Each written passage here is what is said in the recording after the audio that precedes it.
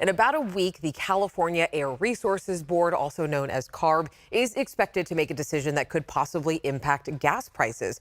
There has been a lot of criticism about the upcoming board meeting, and now we're hearing from lawmakers who are asking the board to delay this decision. ABC 10's Jeannie Nguyen joins us in studio tonight with more. Alex, 2 Republican Assembly members recently sent this letter here to CARB, urging them to delay the upcoming decision, citing what the board chooses to do could make it difficult for millions of California drivers to pay for gas. CARB's executive officer now is telling the public this decision will not financially impact drivers. CARB shouldn't move forward with the low carbon fuel standard, and we shouldn't implement the legislation until we know the actual impact and what the gasoline market's going to look like. On November 8th, the California Air Resources Board, or CARB, will be making a decision regarding the low carbon fuel standard, or LCFS. Many lawmakers are concerned that decision could possibly raise gas prices. That's why Republican Assemblymember Joe Patterson wrote this letter asking CARB to delay that decision. We have already seen a pretty drastic impact, I think, as a result of the legislation coming out of this special session.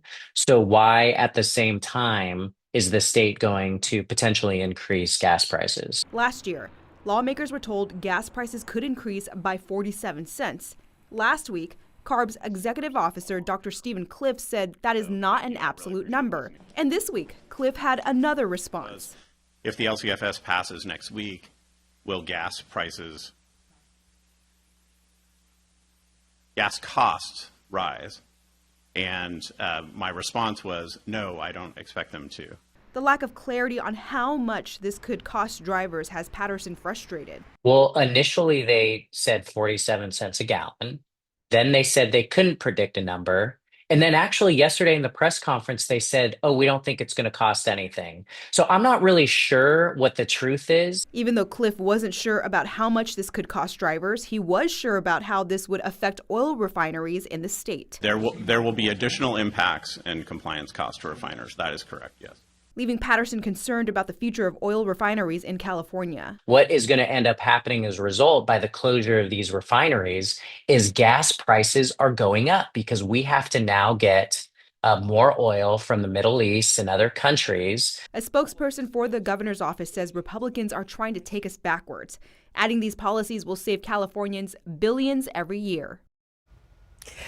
Now, Jeannie, we know you've done the best that you can to simplify this. We know it's a very complicated topic, you guys, but you've really done a great job simplifying it. I do want to mention, though, this could have some really big impacts. So if people at home, if they do want to stay informed, how can they do that? Well, this upcoming meeting on November 8th, people are actually encouraged to attend this meeting, but it will be held virtually for people who can't attend in person. And the links on how you can attend will be posted on our website at abc10.com. And of course, we will continue to keep you updated. Jeannie's going to be following this. Jeannie, thank you so much. And we also looked into the cost of a gallon of gas. Right now, drivers pay a state excise tax of about 59 cents per gallon, according to caltax.org. California drivers also pay a federal fuel tax that's a little over 18 cents per gallon, plus state costs for the low carbon fuel standard, the cap and trade program, state and local sales tax, and the underground storage fee. Altogether, for gas priced around $5 per gallon, taxpayers pay about $1.23 per gallon in state and federal taxes and fees.